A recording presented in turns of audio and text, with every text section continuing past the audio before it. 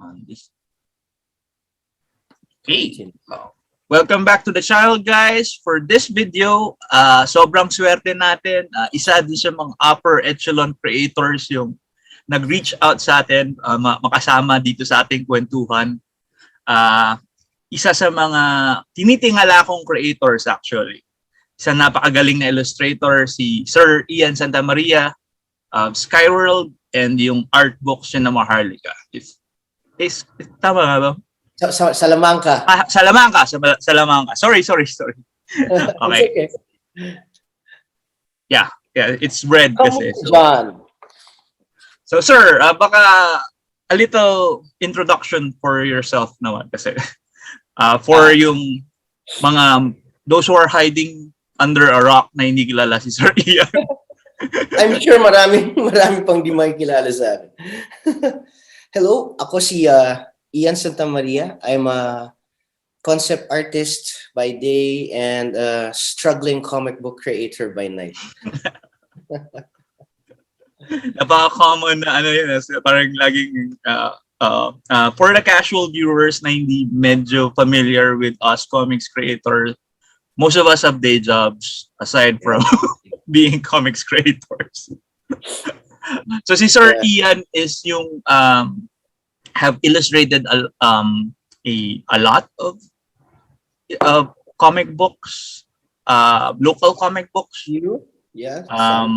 Ang isa sa mga first actually na introduce ako sa work mo would be from Alamat Comics. You were part of Alamat, right? Yes, and college pa kami nun. Actually, sila Budget na una. So, Budget and Bo, JB Tapia, Bo Guerrero, Arnold Are. So you could say na parang kayo yung the next batch. Kung they were the first batch to join Alamat, were you yung second wave? Yeah, something like kami. Well, I would say the second wave was just me alone. and then naging parang yung pinaka second wave what happened was ako tsaka si Mervin officially. Parang si Mervin ang hindi taga UP na sumali sa Alamat eh. Kasi most of yung mga members talaga ng Alamat would come from yung UP. Liman, Fine Arts. Kasi doon nag-meet lahat. Doon that's where Budget started it. And then nakiride on lang ako. But I wasn't given a real project then. So I was made the inker of Arnold Are for batch 72. That was yung 3 issues na Was it 3 or 4? 3? I think it was 3. Yeah. Hindi ko na rin matandaan. So yun nga, as in maghukay tayo dito eh. So yun yung first project mo with Alamat, that batch 72 series that was penciled by Sir Arnold Are. Pero before mo gawin yun, were you keen on doing something for yourself na, I mean, mayroon ka bang plans noon to do a comic book na for yourself? Always. I always wanted to do Filipino mythology stories.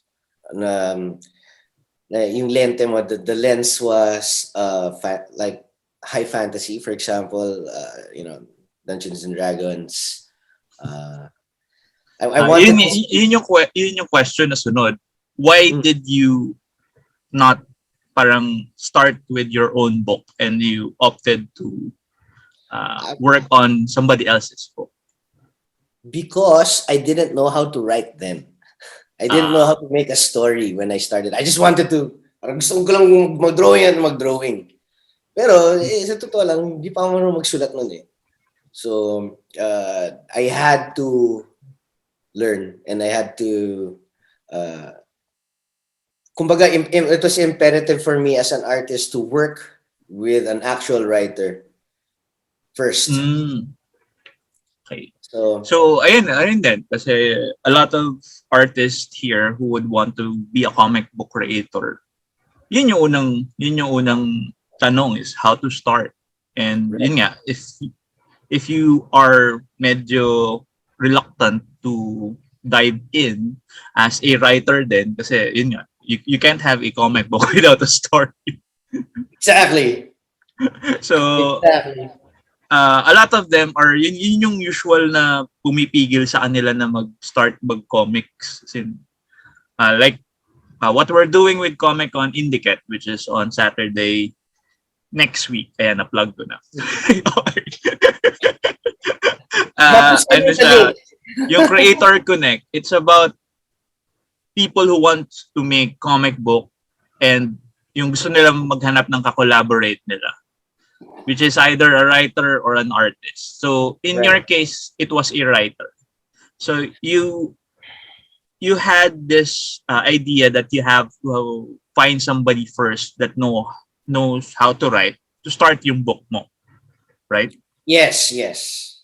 I had to look for that. And it's so hard to find a partner. Yeah, It's medyo. really so hard. Tsambahan talaga. Like, Uh-oh. I think what Kadjo and Budget have, that's magic. Nahanap nila isa't isa. Yeah. Maganda yung synergy. So, when I found Mervin, as in, literal, nagkahanapan lang kami kasi Mervin was a writer in a different ad agency, tapos naghahanap siya ng racket, kailangan niya ng art director. Ano yung time na yun, libre ako. Tapos, rumakit kami. Actually, nagpapagawa lang siya ng logo at that time. Sa Green Hills pa kami nun. Tapos, tinanong ko siya, nagbabasa ka ba ng comics? Sabi niya, oo, no? Tapos, kwentuhan kami, Marvel, DC. And then, sabi ko, mahilig ka ba sa tikbalang? Sabi niya, oo, no? Sabi niya, mahilig din ako sa Pinay mythology. Sabi ko, dude, gusto ko kasi mag-drawing ng tikbalang na gumegera eh. Gusto ko ng kwentong tikbalang na warrior tsaka kalaban niya Reyna na manananggal. Gusto mo gawa tayo? Sabi ko, oh sige! And that's literally one of our first conversations when we first met. Nasa smoking area pa kami nun. So that's how Skyworld started. That's how Skyworld started. And then, of course, working with Mervin, later on, I met Russell Molina, who wrote 66, Volume 1 and 66. Actually, yun yung pinakamalapit dito na kaya kong hugutin dito. Kasi yung ibang books mo is nandun sa kabilang room. So anyway, balik tayo muna ulit. You were in college when you did your first comic book project. I tried. My first official one, the solo one, I drew a very short story and presented that to Budget in college. And then, Budget gunned it down. So, syempre, well, the way he gunned it down naman was very constructive rin naman. Kasi he was asking story beat questions, which I did not understand at that time. Like, magtatanong siya, how will the reader understand that this happened? How will the reader understand that this is what they're doing? So, ako nga, no? Hindi ko kasi alam yun nung una eh. So, that didn't... Tinapon ko lang yun. So, tinapon ko yung unang draft na yun. I think it was a story about one of the Alamat characters na si Payaso, yung clown na pumapatay. Okay. So, the story was about a clown who kills child abusers or something. Child abusers. And then okay. A little insight kasi most of the creators here now don't have yung ganyang system na you have somebody else na pwede mong ipakita yung work mo and would have yung parang yung kaya niya mag-gun down ng idea. Most of kasi ngayon, most of the creators here, di ba, pag so ang gagawin ko to sa lalabas na. Because they don't usually show it to anyone. As in, makikita mo na lang na they're already selling it. And maganda yung kwento mo na you have someone like Budget na you can show your work mo. Tapos, hindi siya takot na sabihin sa'yo na medyo weak yung work. Hanapan niya ng butas and it would ask you. That's what I like sa grupo ng Alamat kasi I always saw them as a group of mentors. Si JB Tapia, Bo Guerrero, and especially Arnold. So when I was younger, the mindset was, shit, kailangan ko matuto sa mga to. Kasi nakikita ko yung mga gawa nila eh. So, oh my God, Arnold is so amazing. Sa totoo lang, Arnold is really one of the best artists I've seen come out of the Philippines ever. Yeah. One of the best creators. Oh, as in writer, artist. Exactly. And then, di ba, ang bilis niya mag-drawing, ang kakapal ng mga libro niya. Yeah. Ang kapal ng mga libro niya, and I do not understand how he does it. So, yeah, di ba? Before the age of social media, we had yung mga mailing list. And sometimes may magpo-post doon na Arnold is going to come out with a book. yes. Tapos if yung ngayon if you read something like that, you'd expect a floppy, a single issue around your at most 40 pages. Yeah. Pero when Arnold announces something like that, ganito kakapal. Ganyan yung lalabas. Ganyan yung lalabas. Like when he announced yung pinaka-recent na example would be yung sequel niya to Mythology Class, yung Children of Bathala, di ba? Tapos he said it would be five chapters. Pero each chapter So each chapter, so his whole set is encyclopedia ang kapal, and it's amazing.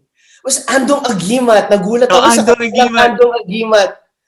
As in, parang sobrang ano nun eh, when he announced he was doing Andong, tapos parang short lang yung period. I know he spent like a year or something to do that, pero short lang yung period when he announced that he was coming out with Andong. Tapos paglabas na, it was a full book.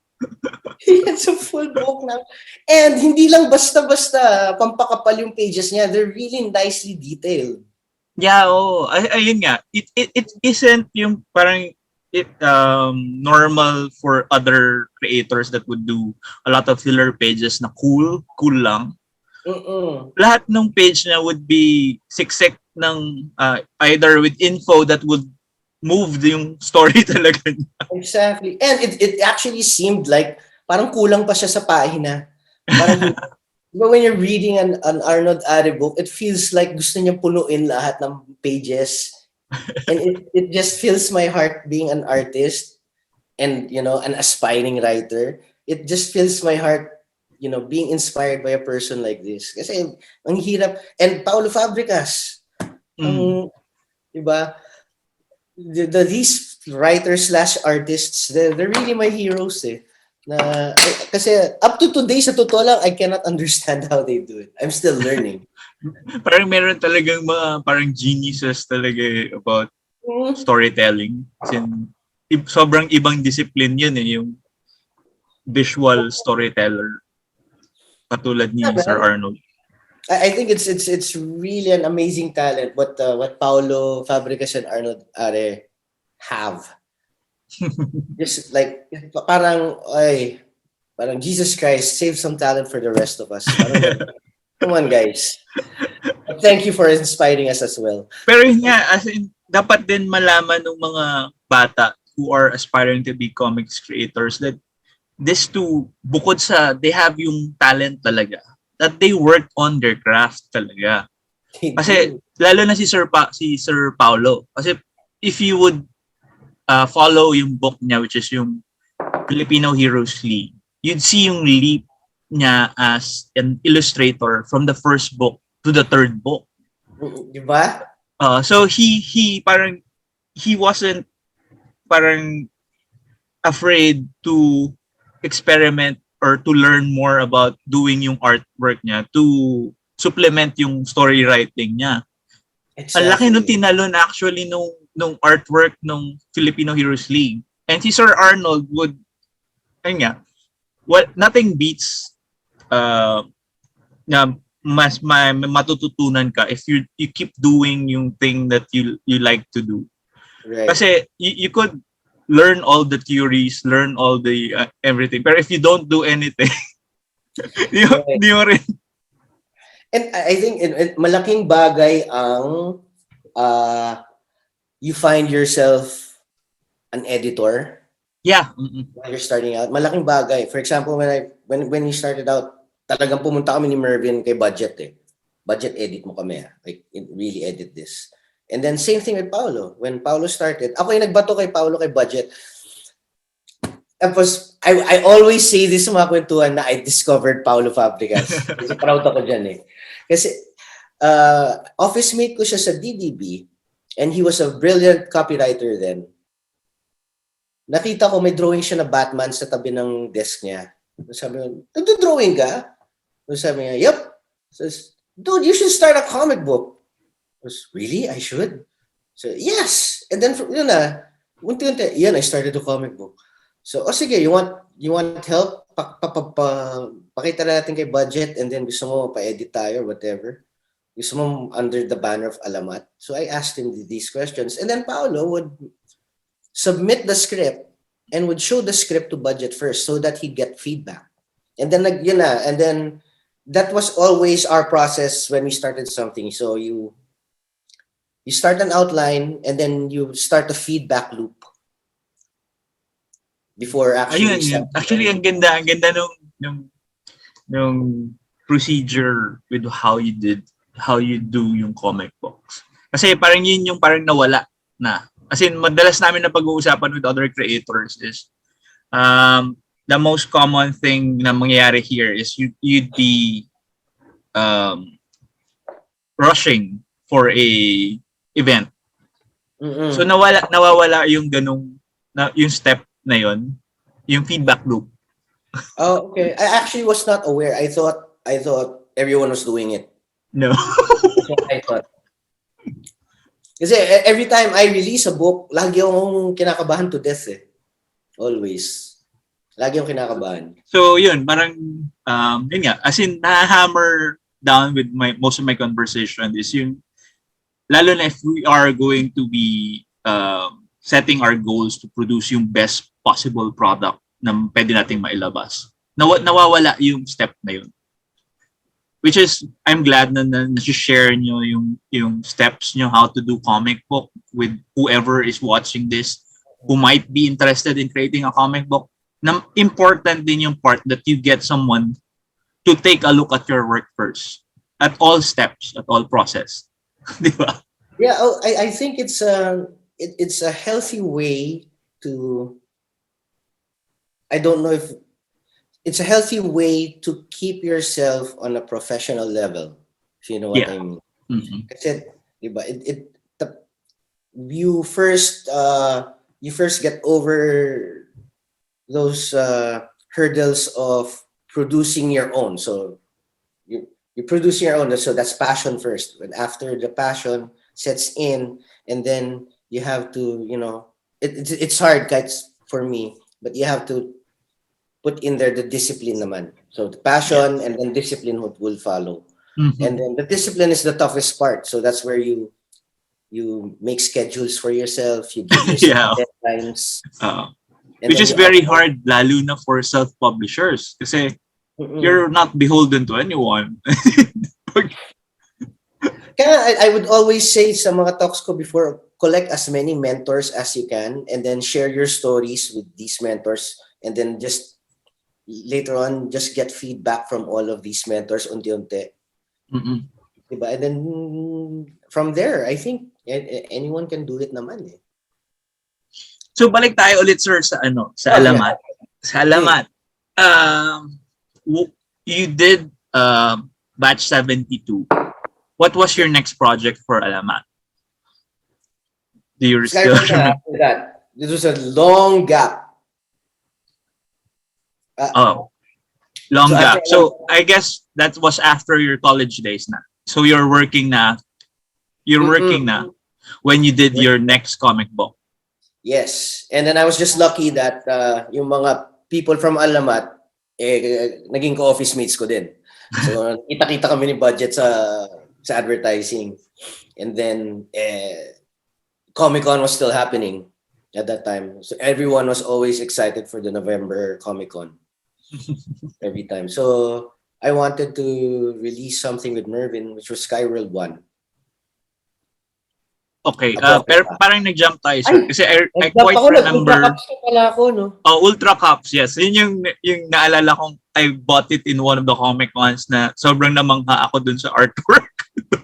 Thank you for reminding me. I forgot about that. I totally forgot. So I made this solo book na Xerox. I forgot about that at all. So, salamat dyan, ha? Pinaalala mo. So, before Skyworld, gumawa ako ng mini spin-off na nagpaalam mo kay budget, pwede ko ba gamitin yung UltraCops? In fact nga, come to think of it, I think hindi nga ako nagpaalam kay Arnold kay budget man lang. And then, because I was such a big fan of the UltraCops was a spin-off from some of the characters from Batch 72. Yeah. Right? So, just a little background for some of the viewers. UltraCops yung mga pulis sa superpowered school na to. So I just wanted to do a spin-off of that. And trip lang. It was just a fun project for me. And then I asked Bo Guerrero I humbly asked him to help me with the script. So the story was there, but and then I just showed him the pictures. Bo, can you put a little bit of dialogue in between? So okay, but admittedly the story was sobrang babaw. Nothing much there. Yeah, but the visuals was parang mind blowing. Oh, thank you. Thank you. But Ayun parang lahat na masisiksik mong detail actually sa first page. I'm gonna look for it out. Okay, for yung mga viewers, I'm gonna take a look for yung UltraCops and I'm gonna show you guys sa isang video yung UltraCops. Okay pa ba yun? Parang hindi na kasi sa totoo lang, kinahihiya ko na rin yung mga lumang art ko eh. Well, dapat hindi, sir, kasi a lot of people can learn from yung artist journey ng isang artist. Yung journey ng isang artist from yung first work nila to yun nga, yung work mo ngayon is so high level. Thank you. You're too kind. But still. But yeah, of course. But you know, as an artist, sometimes there's some pieces of work that don't really make me proud. Well, I get it naman. Kasi, pero, like I said, it's yung, for everyone, for everyone na who's doing art, don't be ashamed of yung mailalabas mo at this time period. You could feel ashamed if ang tagal mo nang ginagawa pero you would see no improvement sa ginawa mo. Doon yun yung nakakahiyang part if kung gano'n kayo. Pero if katulad kayo ni Sir Ian na yun nga, you could see the progression, you could see yung evolution ng art and yung pagkahanap mo as nung boses as an artist, di ba? May laging ganun eh, may ganun eh. So lahat ng faces mo as a creator, you should be proud of. Yes, you should be. But, you know, admittedly, there are times na there's some pieces of art that I see people post or share or I see it online na pinost ko pala to 10 years ago and I'm like, pangit ng drawing ko dati. Okay lang. Sige. Hanggang ngayon naman kahit minsan magpo-post ako, pangit to, pero sige, post ko. Hindi yun actually yung nagigets ng mga ibang artist, ibang tao, yung let's say casuals na napapangitan yung artist dun sa gawaan niya. Kasi only because alam nila na kaya nilang, hindi yun yung nasa mind's eye mo when you were doing it. Oh, more often than not, lahat ng linalabas ko, hindi yun yung nasa mind's eye ko. Sa totoo Laging kulang, sa totoo lang. Parang kasing pag nangyari na yun is parang sobrang transcendent mo na. Ganun ba? I don't know. Or na-reach mo na yung nirvana ng art.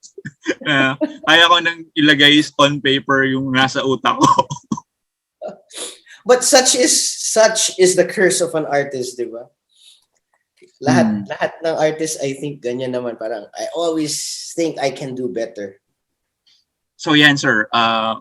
We're on Skyworld na. Which a lot of people are reading about. A lot of yung mga mythological, Filipino myth fans, aside from Trece, yun yung laging nababanggit. Skyworld. Because you can't find it. Which That's is, why people are talking about it. isa ring question yan, sir. As in, how many years ang lumipas na? And medyo mahirap nang hanapin si Skyworld. May plans ba to re-release yung Skyworld? Originally, di ba nag-release pa kami ng Independence Day free comic book? We released an e-comic, a digital comic book for an Independence Day thing a few years ago. Was it 3 years ago? 4?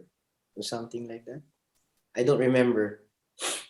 And then dapat itutuloy-tuloy namin yung kwentong yun, pero then it was canceled. The plan was canceled afterwards.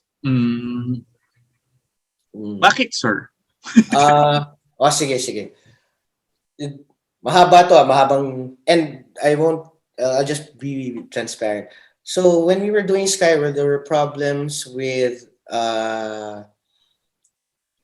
Kadjo being happy with how we treated Trece. The Trece characters. Kadjo was not happy. Okay. Kadjo is one of the creators of Trece, for people who don't know. So what Budget explained to us was, guys, it's either we pay the royalties today for the usage of Trece in X number of pages in Skyworld, or remove Trece from Skyworld and redraw all those pages. Ako naman, wow, 2012 pa natin ginawa yung Skyworld. Ngayon lang tayo magkakaroon ng revisions na ganyan. What happened? So apparently Budget said, this was how Budget explained this to us. Kadjo did not like how we killed one of the characters in Trece, Captain Guerrero. He wasn't happy with that. And ako naman, but you were our editor. The creator of Trece was our editor, so what happened? And I don't know now what happened beyond that, but Budget just reiterated that Kadjo wanted Trece out of Skyworld, even though Budget. So Budget and Kadjo weren't agreeing on the same thing, maybe? I don't know. Yeah. So, which is something then for creators who are gonna be working together to consider. Yeah, guys, if you want to be a creator, you have to be clear of all your contracts and ownership things, because yes, especially if you are working with another creator, kasi it's a parang masasabi nating madalas mangyaring occurrence, or something you hear about a lot, especially if something gets crosses platform. Like kahit si Robert Kirkman, right? Robert Kirkman had some problems with yung first collaborator niya with Walking Dead when it started, di ba? Exactly. Well, my main problem was, why did Kadjo only speak after 12 years? Yeah, that was my main problem. Tapos, yun din yung tanong ni Mervin Chani Batch. Nga, ba't ngayon lang nagsalita si Kadjo? Ngayon lang, sige. So, that's why wala tayong makita Skyworld. And then I quit. So ako, it was me who stepped back. Mervin and Budget still want to produce Skyworld, but all this contract and redrawing deals from Kadjo, lahat sila umangat lang the week before namin ibigay sa Summit yung Skyworld. So Summit was supposed to do a new... The reprints and the sequel. We were supposed to have reprints and a sequel. And then as I was transferring the files, I received emails na from Budget and from Kadjo na, you can't, by the way, here are the things you can and cannot do with our characters. And on a personal level, I just felt, why is this all coming up now when we had 12 years we had this on the shelf for 12 years and nobody said a thing. So I was really stressed because as the artist, diba, we do the layouts, we do the colors, we do the page, And it's supposed to be in color. Yeah, it was supposed to be in full color na. Everything. And then the contract with Summit was halted because the lawyers of Trece already stepped in. They were giving us like a menu of what to do. So they were helping us naman. O sige, if you do this, you pay this. Or if you do this, don't draw this. So ang daming, for me as the executioner, I was executing the whole book. And I had 2 days left on that deadline. And take note that this is not my day job. Yeah. So all of this was happening. Sabi ko, I gave up. I just said, you know, guys, all this last minute contractual things, we could have handled this within the 12 years that Skyworld was out there. I don't know why this is happening now. And it's causing me a lot of stress. So I quit. I quit Alamat. So I quit Alamat. And the reason for me quitting Alamat is because I didn't want, because we had so many characters involved. Diba, we did this quote-unquote Avengers thing. Sama natin si Kadasig dito, sama natin si Trece. That was the dream when we were younger. We make our own Avengers, our own X-Men crossover thing. Yeah, that was yun naman. And that was the idea of Skyworld. Ganun naman. Since na yun, malalaki na tayo at may mga contracts na, umiiwas na lang ako sa gulo ng mga kontrata. So sabi ko, okay, since parang ang gulo-gulo na and you guys would like me to, if not redraw, restructure a lot of things, I'll probably just make my own comic book na lang. So I have to step away from this budget. So that's what I took. Budget amount. So for people looking for Skyworld, it's stuck there muna for the time being. Yeah, probably forever. Well, kasi I think Sir Budget opened up yung doors when he introduced that there are yung multiverse of things that happened in Trece and other stuff. And like when he did see Bloodlines, di ba? Meron na siyang mga ganun eh.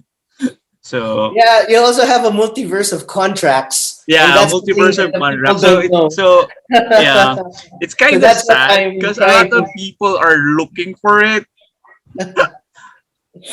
And knowing yung quality of work mo now, I also remember may time na you had to redraw the first full issue kasi I guess my computer crashed. Your computer crashed. Naduwende yung PC ko nun. So yun.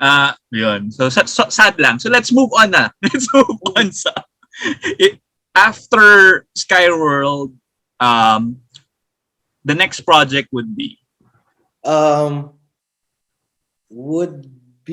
don't remember kung ano nauna, Underpass or 66. Isa sa kanila nauna But you also did Kadasig, di ba? You also did Kadasig. Yeah, but before Kadasig, it was Underpass. So it was Underpass. Was Kadasig's first appearance. Yeah. I think it was Underpass, and then you did Kadasig. Yes, Underpass, and then Kadasig, and then 66. Yes. So Kadasig was with David Ontiveros. Kadasig was a fun project because it was my first fully colored comic. Full colored. Tapos, for people who are looking for it, medyo mahirap na rin siya hanapin. It's part of Summit's anthology of stories, Underpass. Yes, and it's not just me. You know, you have Sir Jerry. Sir Jerry was there. Jerry Kadjo and Sir Budget. Si Oliver Palumbarit ba yung Oliver Palumbarit, one of the better artists out there. Yes. Yeah, one of the most parang medyo hindi kilala pero sobrang galing na artist. Really, hindi ba siya kilala? I mean, kilala siya within our circle, pero I wish more people would know about his work. Me too. I think Oo. he's an amazing artist. As in, sobrang, when I was in high school, I bought yung Damn Fear. Oh, damn fear. You know, my God, nung college ako, I had to research what dampier meant, and we didn't have Google in the 90s. Oh yeah, parang ayun, one thing pala na mga bata, wag yung sobrang i-take for granted yung technology nyo kasi when you needed to research before, you had to go to a physical library. Yeah, dude, and Wizard magazine. Yun yung mga newsarama comic book resources namin dati. You have to buy a printed copy of something.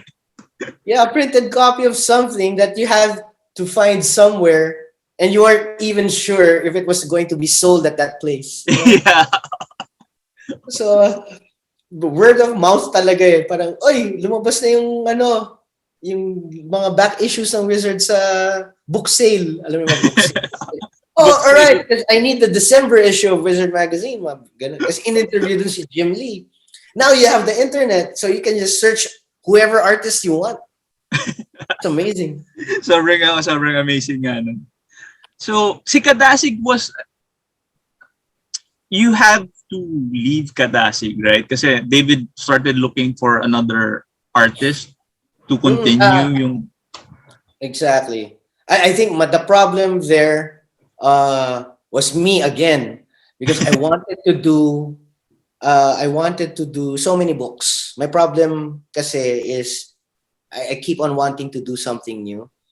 And then I use Kadasig as a platform to get new artists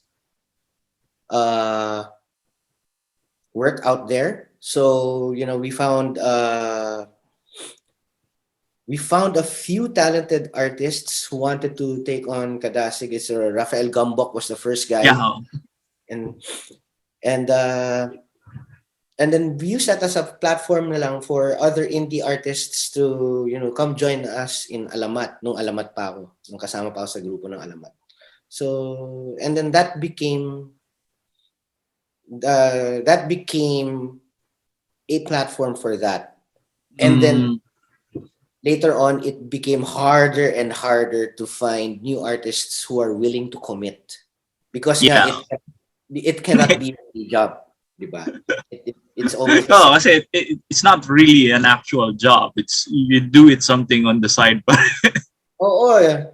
So it's really hard to get people to commit to do 22, 24 pages. So we got stuck there, and then David is a writing machine. So David kept on writing stories, and I'm just happy that we finally found some artists to help him out, because, you know, commitment is another problem.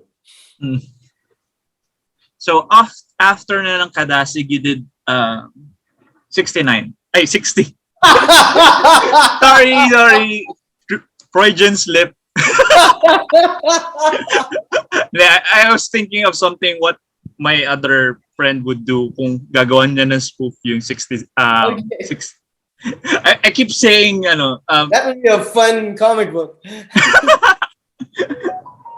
So you, let's get this one. This is yung Singaporean version. Singaporean version ng book na ginawa nyo with 66 with Volume Sir 1, Russell. yes. Mr. Tino, yes. Mr. Tino. This is yung Singaporean version. So how did yung project with Sir Russell started? Russell just emailed me, and then he said he gave me an elevator pitch of what his idea was, and then I fell in love with the idea. Yung matandang mama na gumising sa kanyang 66th birthday na may superpowers, Ian. Yun yung konsepto ko. Sabi ko, game! I would love to do that. And that is probably the first time that I went outside of my comfort zone, because I tried drawing drama. Because I was so, I'm so into action, high fantasy, you know, or superhero comic book style. But then doing 66, I had to research to find the tone of voice of the visuals. So it's finding that nice balance of grace and the usage of photographs in the background. So I would draw over photographs for the background. So it's looking for that visual style for that comic book that I had so much fun with. Ayun. And then yung sinabi ko, sige. Binuo namin. And then take note, while this is happening, I was doing Skyworld in the back burner. So Skyworld kasi was 4 books. Since I was doing 4, my personality is I keep on wanting to do something new. In between those 4 books, I would do Kadasig, and then 66, and then 7 Gifts of the Sky Gods. Yeah, 7 Gifts of the Sky Gods. So, as in, when you released yun, na-release yun, parang sobrang, yung parang advent na nung pag-step up ng technology that you could do full color na rin. Oh. We actually, the money that we used for 7 Gifts was money that we got from Skyworld. So, alam mo yun, so sabi ko kay Mervin, paikutin natin yung pera. That's one thing then, for casual viewers, if you think na we are earning a lot from the books, most of the time the books just pay for the other books that we'll be making. It pays for your lunch tomorrow, and then after that, sometimes the other books. So it pays to, distribute your own stuff and to market your own stuff. Like what Mervin Malonzo is doing with Tabi po. He's amazing. Yeah. It's amazing. Magandang makausap din si Mervin actually about yung other stuff. Kasi, most of the creators don't really focus on it. Pero if you want to earn from your creations, talaga you have to set aside time, as in a lot of time, to do yung marketing for your own book. Kasi wala namang gagawa nun for you unless you have a publisher. The logistics of it, ang dami. Tapos, yun pa lang, it's a full-time job. Tapos mawawalan ka ng oras para gawa ng sarili mong book. Oo. In fact, the simplest thing as logging in kung anong nabebenta mo sa mga cons, hindi ko yung ginagawa dati. Nabenta kami ni Mervin. So tatanong ni Mervin, ilan nabenta mo iyan? More than 10. Ano more than 10? Ba't di mo linilista? Kailangan ba linilista natin? So, it was a learning process also for us. So, especially for me. I had to learn a lot. Yeah, pero it's a fun experience. Pero yun nga, you have to take note of a lot of things if you are gonna do it yourself. The logistics, the marketing, the distribution, income generated, cost, return of investments, and profit and everything. The profit thing, it took what, 10 years for me to at least you got yung profit, pero some might wait for 10 years and it would never go. No, I mean that, like, getting to understand how to lista yung mga profit. Wala kami profit at all, sa totoo lang, ang liit ng profit talaga. But understanding na, pag pumunta tayo dito at ito yung benta, dapat maintindihan mo na ito yung kinita natin. Kasi ayun nga, it's quite different for other people, especially for yung like people with day jobs. Kasi a lot of for our casual viewers, marami sa mga creators natin are doing this just for fun. As in, sobrang passionate lang sila, or they want to tell a story. So sometimes sobrang secondary na lang na kung kikita ba tayo dito. Actually, hindi ko na iniisip yun eh. Minsan nga, nalulugi, hindi nga minsan eh, but more often than not, nalulugi. More often, yeah. It's a case of yung ano na yan is parang sobrang gravy na lang pag kumita ka. Oo. Because it's just pure passion, and you just want your story and your art out there, and you just. Pero if you are serious about your creation, you have to think of it na rin, kasi it would fuel your other projects din eh. So if you are going to do something tapos you are not gonna earn from it, or you're gonna lose money on it, it parang at the back of your mind, it would bite you in the end na parang you'll turn eventually bitter kasi But you have to be business-minded about it as yeah, well. yun nga. So from the start, you should know these things. Yun nga, tapos ang hirap kasi wala naman nagtuturo nito eh. Kasi wala nagtuturo for comics creators, which is part of the reason why I'm doing this. Para lang makita ng mga would-be creators na ito yung mga kailangan nating isipin. Yeah, and admittedly, once you're an artist, it's hard to get into that business mindset of things, to be honest. Meron nga isang beses pumasok ako ang proud ko pa nito. Pumunta akong bangko, nagpabarya ako ng coins para sa panukli namin sa Comic-Con. So nagpabarya ako ng, I think, 3,000 pesos worth of tig-pipiso para may barya kami. So dinala ko yun sa Comic-Con. O sabi ni budget, ni Mervin, Ian, magkano benta nyo kada comics? Sabi ko, 100. So bakit tig-pipiso yung mga barya mo? Para sure tayo na may panukli tayo sa lahat. Ian, isipin mo ulit, magkano yung comics? 100 pesos. O ano yung mga bagay natin na kailangan panukli? Shit! Ito na eh. So no choice. So lahat ng barya namin, sa lahat ng bumibili sa Skyworld, puro pipiso. Tapos, si Mervin, hassle na. Dude, ang daming barya nito. So nanunukli kami sa mga tao with 500. Well, what you could have done is, if ginagawa niyo yan, you could have sold it for 99 pesos. At parang it's a Comic-Con promo. Now, thanks for that idea. I could have used that way then, but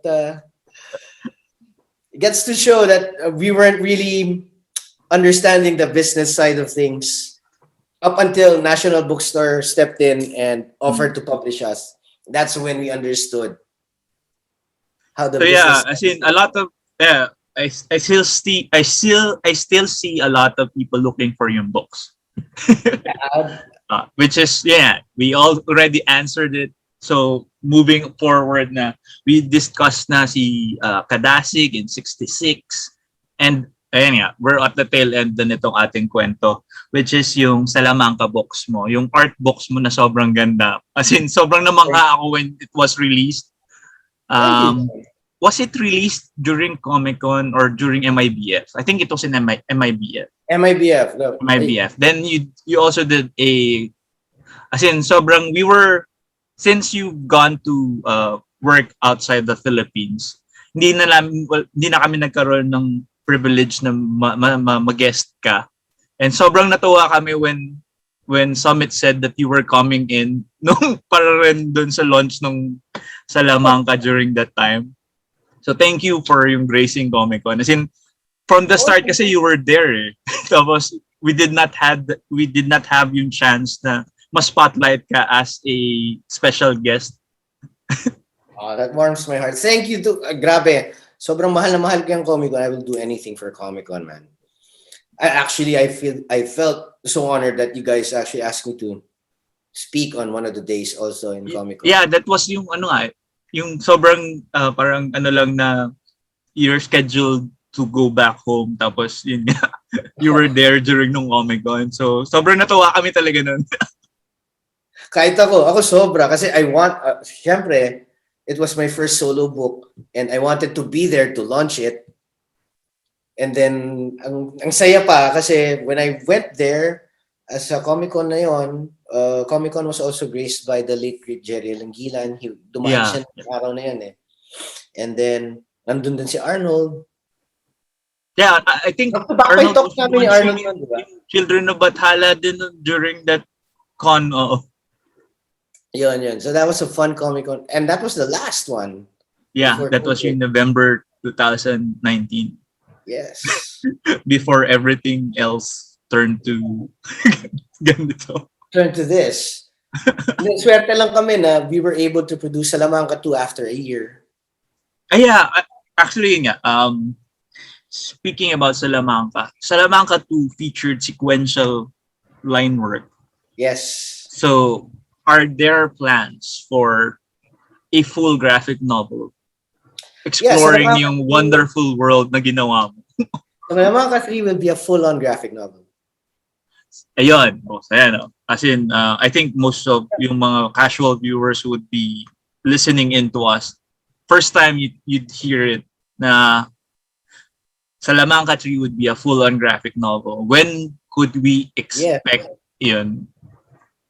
I'm doing the Arnold Ari thing, so I'm trying to make it as thick as I can. Thick as an encyclopedia. Okay, sige.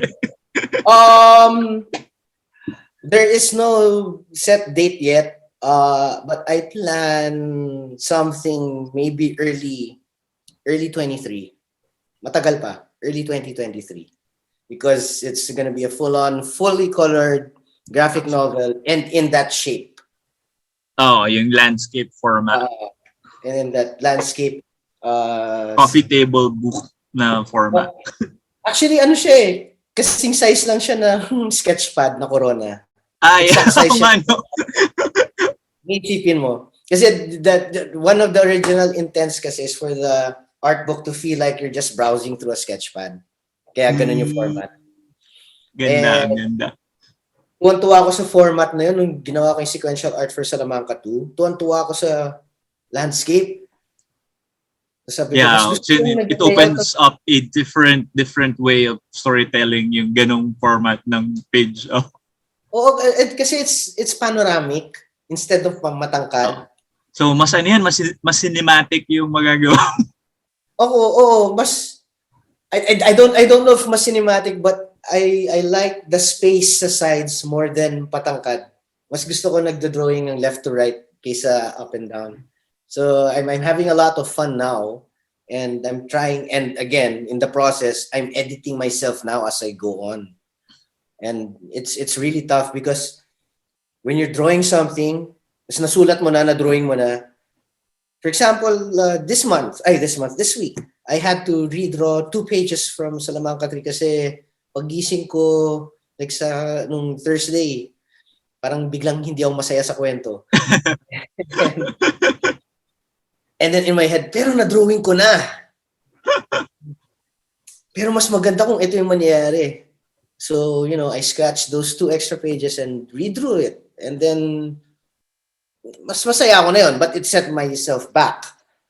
But I'm happier now having done that. Para, okay, buti na lang redraw ko. Pasilip with your process ngayon. Are you doing your artwork traditionally or digitally na talaga? Fully digital na?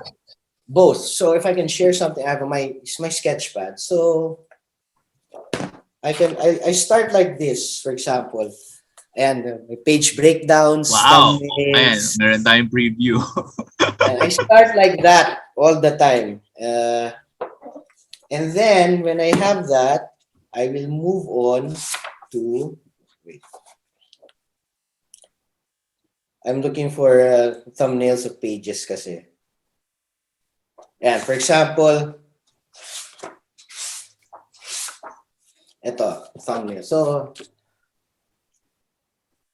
there's very quick thumbnails of what, of course, hindi nyo naintindihan kung nangyari, ako naintindihan ko. Kasi very quick studies. And then I move to my iPad, and then I draw stuff on iPad, and then I move na lang to the Cintiq when I have to do the heavy colors and the layouts of the copy, word balloons. Wonders of technology. So, as in, pero dati scanning and everything. Dude, ngayon ano nga, di ba? Do you remember the handheld scanner? Yeah. na bawal ka umubo habang sinascan mo yung kasi gagalaw. Tapos pag nag-shake yung kamay mo. O, dapat hindi ka pasmado kasi mag-shake. Hirap ako na mag-scan ng Skyworld before. Kasi yung pag may konting shake lang yung line work na scan mo blurred. Oo, blurred na. So usually di pa ako hihinga nun eh. And scanning. Pero ano yun, parang workout na rin. Oo. So, buti na lang na yan. May iPad na, may Cintiq na. As in, you could just upload it to the cloud, get it on your PC or get it on your Mac. Tapos you could work on it. That's right. That's right. I know. So yeah, so that's been my process this week and for the past year, and I have been trying to teach myself in more ways than one on how to write. I actually paid for yung masterclass ni Neil Gaiman. Mm. I paid for that, and how man, that was so Ayun inspiring. pa, as in, yung mga Skillshare and yung mga masterclass na ng mga writers and other disciplines. As in, wala namang ganyan before. Wala, wala, di ba? As in, bara-bara before eh. Tapos, tsambahan lang kung may isang expert na makakita para lang mag-comment Or yung maka-attend ka in person ng something. Pero ngayon, online, you have these master classes that are offered by everything is online great for everyone. illustrators and great writers that you could learn on. Kasi you just have to invest a bit of money. Pero yun nga, ang dami mong pwedeng matutunan. Actually, dude, I before writing Salamangka 1, I was always on YouTube, and I was researching on sentence structure, poetry, the language and conversation. So some writing skills that I thought I needed to learn as an artist who's still learning to write. So I still do that today, actually. Which is a good thing then na parang maging habit na parang don't be complacent with what you have already. Since you always have something new to learn and it would improve yung craft mo talaga. Always, I think so. Plus, I'm super insecure because I'm not really a writer, so I have to push myself on how to write stuff. Pero I'm sure when Salamangka 3 comes out, I mean, hopefully. Hopefully. Because there's so many things I would like to do in Salamangka 2 and Salamangka 3. And this week I just edited myself down because nagiging convoluted na siya. And it's also part of that is also watching, our favorite movies. So, I'd watch Endgame, I'd watch Star Wars again to see how the story beats and the structures. When you're learning something, nag-iiba na rin yung pag-consume mo ng media, di ba? Kasi yung before you just watch it and then now you're conscious of everything, of how they speak, of how yung story develops, of how yung paano nila would reach one point from one another, yung pag-layout ng plot devices, pag-layout ng For me nga, it was really literally finding how they transition from Act 1 to Act 2 to Act 3. So that's still a learning curve for me. So because it's different for every writer. Yeah, for every writer. As in, like for every artist na may have their own artistic voice. It's the same with writers. They have the same, meron din silang sariling way of writing things, of how to unfold things, of how to tell things. Exactly. And it's not just that, because I'm also writing for me now. So, I also try to push myself. Like, if I'm writing for myself, ano pa bang hindi ko pa na-drawing? Alam mo, I have to excite myself kasi I have to be excited in drawing the next panel and the next panel and the next panel. So, yun yung proseso na nangyari this week lang. Parang, Ian, paano mo gagawin to? Parang, okay, sige. Let's do this differently. Let's draw this differently. And it's not just drawing it differently. How do you tell the story differently? So it's a lot of things. And then once again, YouTube and Google, how to write. How to write. It's different, how to write for a novel, for a comic book, for an essay. Different beat yun, different discipline din. Tapos, yeah. Yes, so yun. And surprisingly so, if you see my sketchpad, so yun yung sketchpad ko, I have this other notebook, and then nandito naman yung, ayan, notes on stories. Yeah. So, And then, as in, paulit-ulit na yung na-hammer ko with our videos na if you thought of something for your story, it's write better it down. talaga if you write it down. Always write it down. Laging, di ba yung saying nga na yung the shortest pencil is still yung better than the longest memory. That's Kasi if true. you write it down, you have something physical to always remember kung ano man yung naisip mong yun. Kasi And it's yung recorded. memory is very fickle pag minsan nag-iiba talaga yan. Pero if you write it down, hindi mo mawala yun. So yun. Dude, yung desk ko nga, yung work desk ko, puno-puno ng post-its. Post-its. So, but then there's sometimes, so for example, I'm writing, no? May kita akong post-it. Ano nga ba context ng sinulat ko to? Alam mo, ano ba ito sinulat? So, minsan may ganun din. May ganun. Maybe I should write it down in more detail. I remember yung ganyan ni Sir Jerry. He did a strip dun sa indie niya about having the best idea ever while sleeping. Tapos, he had to wake up para isulat kung ano yung napanaginipan niya. Tapos when he woke up the next day, tapos may sinulat siyang gibberish. Tapos, ano nga to ulit? Oo, di ba? Lalo na yung dreams. Ang hirap isulat ng dreams. Kasi dreams happen a few seconds before you wake up eh. Not really when you're sleeping. Yeah. So that means the firing of the neurons in the brain becomes super fast and then super slow when you wake up.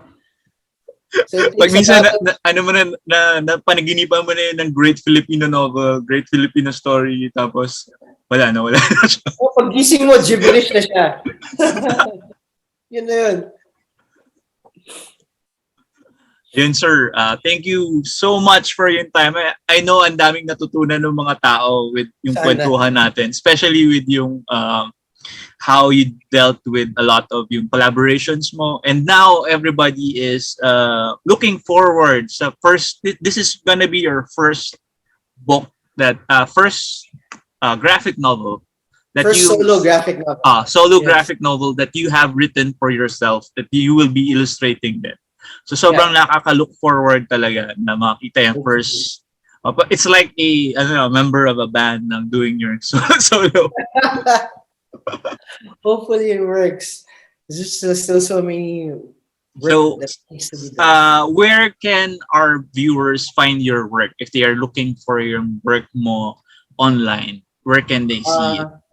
Yeah, I'm also on social media. On Instagram, I'm Takbo Tikbalang, one word.